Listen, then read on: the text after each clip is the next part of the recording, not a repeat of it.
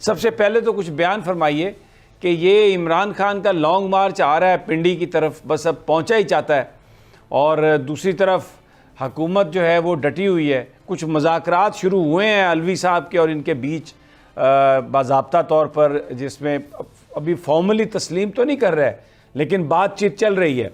तो प्लैनेट्स क्या बताते हैं कि ये तसादम ही होगा या कोई गुफ्तगू से मामला हल हो सकता है? जी, इस हफ्ते मुज़ाकरात की सूरत पैदा हो रही है और इस तरफ हालात आ रहे हैं, लेकिन जो हमारे सामने हालात हैं, मैं वो अर्ज़ कर रहा हूँ कि ये सूरत हाल बनी है और मुज़ाकरात होने की बज़ाहिर आसार पैदा हो रहे हैं।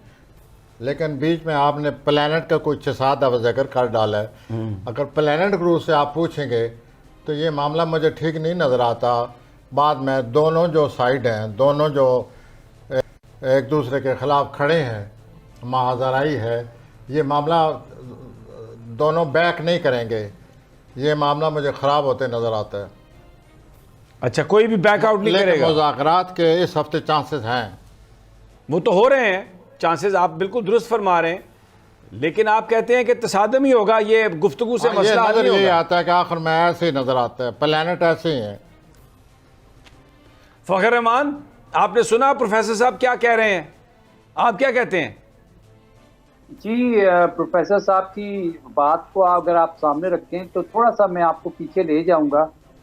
और ये अप्रैल मई की बात है, जब उस वक़्त इमरान खान के साथ इलेक्शन के हवाले से बातचीत करने का कहा गया था, और फिर बाद में फिर सब सामने आए और उन्होंने कहा कि जी बातचीत करनी थी, लेकिन फिर अब बातचीत नहीं की। यहाँ तक कि वज़ीर-ए-आज़म शहबाज शरीफ ने भी एक तस्लीम कर दिया था कि हाँ जी इलेक्शन के ऊपर बातचीत करनी थी।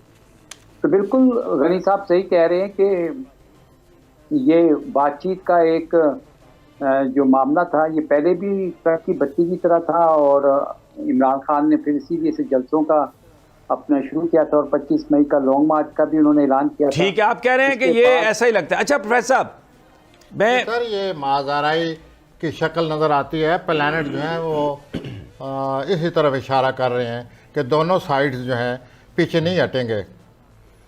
और अच्छा। ये जो आगे मुज़ाकरात का आपने हवाला दिया है, ये इस हफ्ते गुंजाइश है मुज़ाकरात की, और इमरान साहब भी इस तरफ माइल हैं गुफ्त शरीर मुज़ाकरात वगैरह करने के।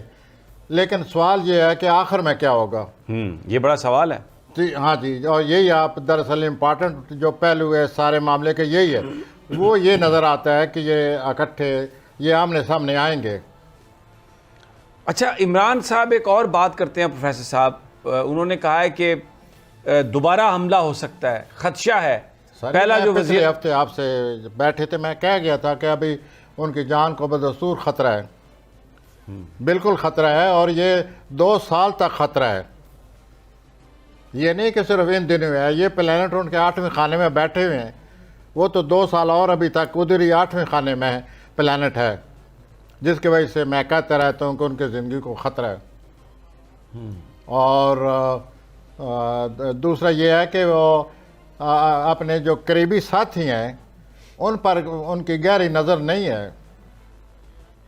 वो करीबी साथियों को या तो समझते ही नहीं हैं, या वो ये समझते हैं कि मैं इस काबिल हूँ, ये क्या कर लेंगे, मेरा जो मर्ज़ी करे मैं इनको डील कर लूँगा। ये उन्हें अपने बारे में खुद एतमादी है।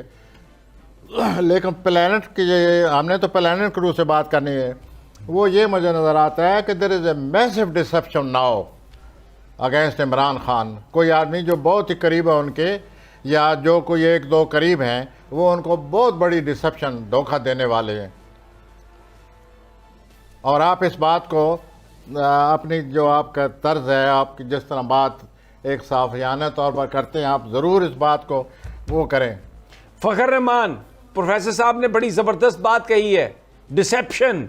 इर्द गिर्द ऐसे लोग हैं जो धोखा दे सकते हैं, देंगे। What do you make out of it man? ये फजल रहमान साहब के लिए मज़ीद आसानी पैदा करने के लिए मैं ये अर्ज़ करूँगा कि मार्च में नेपच्यून और पहले मौजूद है उनके छठे खाने में, ऊपर से दाखिल हो जाएगा जोल। तो जब जोल दाखिल होगा तो उनके छठे खाने में नेपच्यून और जोल दोनों दाखिल हो चुके होंगे। तो इन दोनों के दाखिल होने की वजह से पिछले अप्रैल में जो हुआ था, नेपच्यून की वजह से उनको दुख हुआ था काम की जगह, जो लोग उनके साथ काम करते हैं। अब जोल के दाखिल होने की वजह से मैं ये अर्ज़ कर रहा हूँ फजल रहमान साहब कि ज़्यादा दुख होगा, और सैटर्न के जो असरात हैं वो ये मुस्तकिल असरात भी ये पैदा कर सकता है सैटर्न जोल। फखर रहमान, सुनिए आपने प्रोफेसर साहब की बात, क्या कहेंगे? जी समी साहब, एक तो प्रोफेसर साहब के साथ एक ख्वाब का भी तस्करा मैं करना चाहूँगा, लेकिन इमरान खान के बारे में जो वो कह रहे हैं, एक तो ये कि इमरान खान के साथ ज़िंदगी में बड़े धोखे हुए हैं और हमेशा से उनके साथ ये धोखे होते रहे हैं। सबसे करीबी लोग उनको दगा देते रहे हैं। इमरान खान की कमज़ोरी या वीकनेस अगर आप पूछें तो वो ये है कि वो कानों के बड़े कच्चे हैं, वो बात को तस्लीम कर लेते हैं और ट्रस्ट कर लेते हैं। सैटर्न भी उधर ही चला गया है, उनके छठे खाने में। नेपच्यून तो पहले था, उनको धोखा हुआ पहले और बहुत धोखे हुए हैं, लेकिन जो अप्रैल में धोखा हुआ पिछले साल, इस साल अप्रैल में, वो बहुत बड़ा धोखा था। लेकिन जोल के दाखिल होने की वजह से अब सूरत हाल मज़ीद मनूस हो गई है। अब उनको बहुत बड़ा धोखा मिलेगा और उनको ये एहसास होना चाहिए कि मुझे इन करीबी लोगों से जान छुड़ानी चाहिए। जोल की वजह से मैं ये अर्ज़ कर रहा हूँ। तो अभी इसका मतलब ये हुआ प्रोफेसर साहब, हम ये कह सकते हैं कि ये भी एक पॉसिबिलिटी है कि जो ये मुज़ाकरात की जो बात हो रही है ये एक डिसेप्शन हो, क्योंकि इस वक्त इतना बड़ी तादाद में लोग लॉन्ग मार्च में शिरकत के लिए आ रहे हैं। हर जगह इतनी पजीराई हुई है कि जिनकी टांगें कांप रही हैं, वो ये एक डिसेप्शन दें मुज़ाकरात का, ताकि कहीं ना कहीं वो जो एक एहतजाज का जोर है वो टूटे।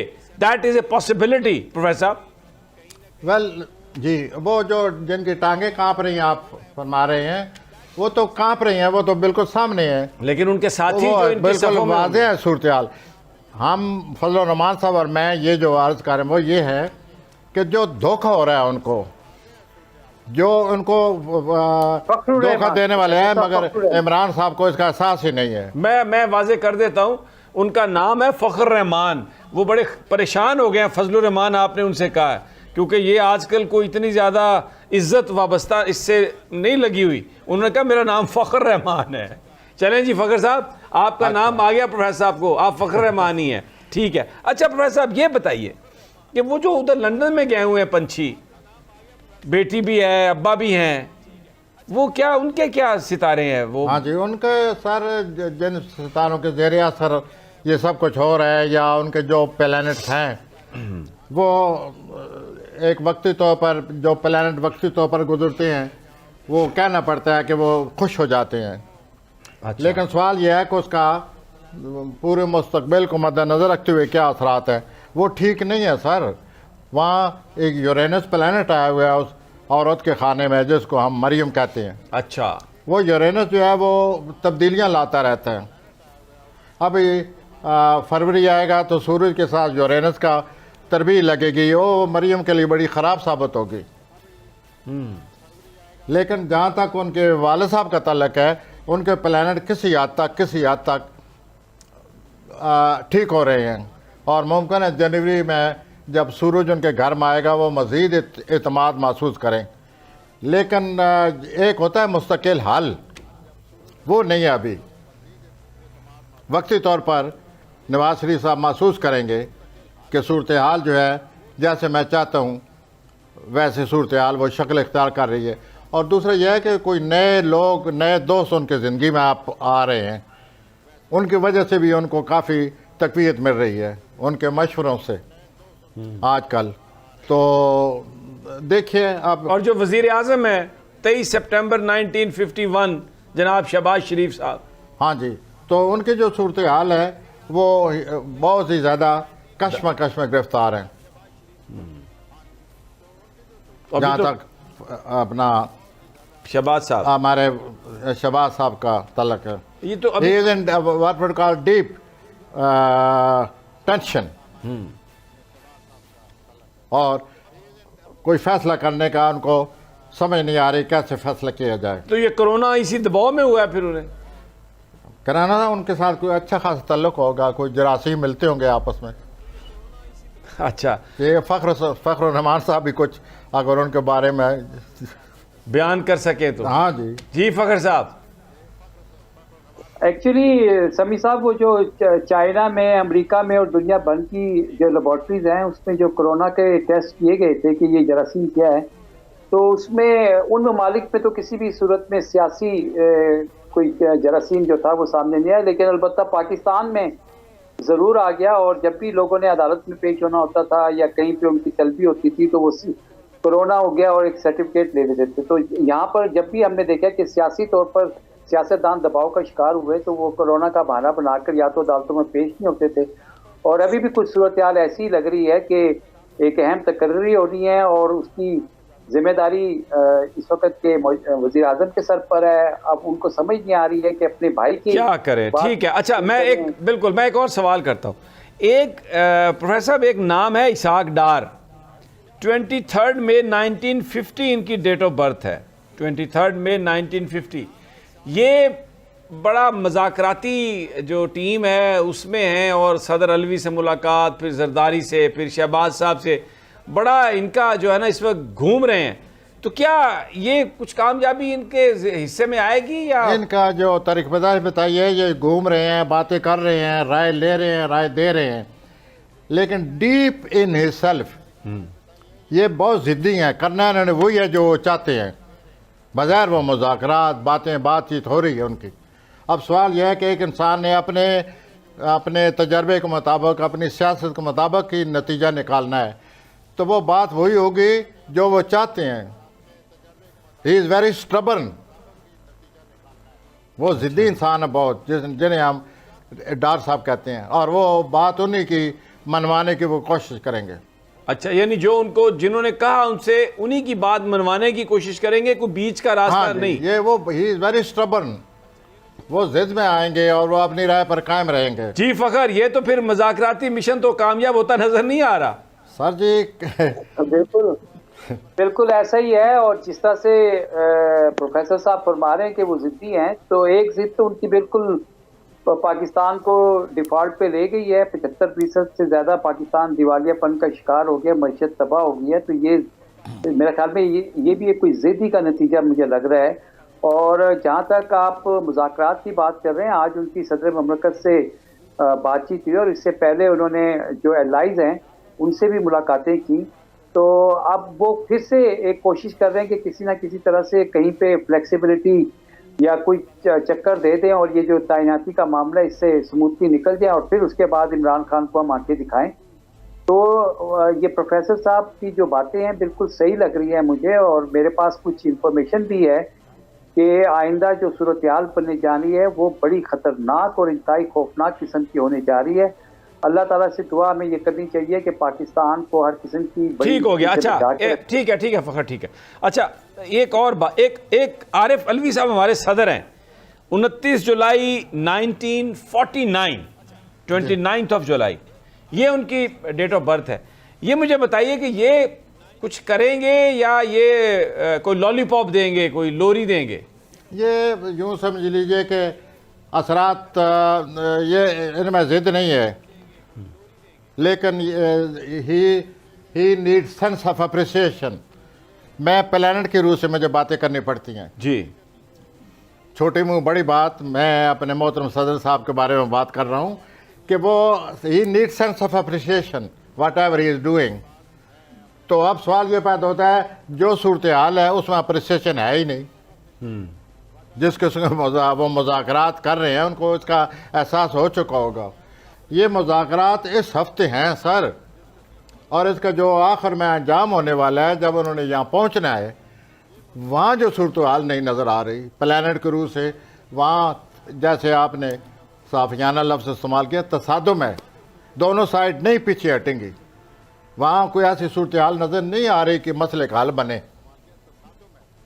मुज़ाकरात इस हफ्ते पॉसिबिलिटी अमकानात हैं, तो ठीक है, मुज़ाकरात होने चाहिए, एक दूसरे का नुक्ता नज़र समझें। ये जो हमारा इल्म है, ये कोई ज़रूरी नहीं कि यही हर्फ आखिर हो।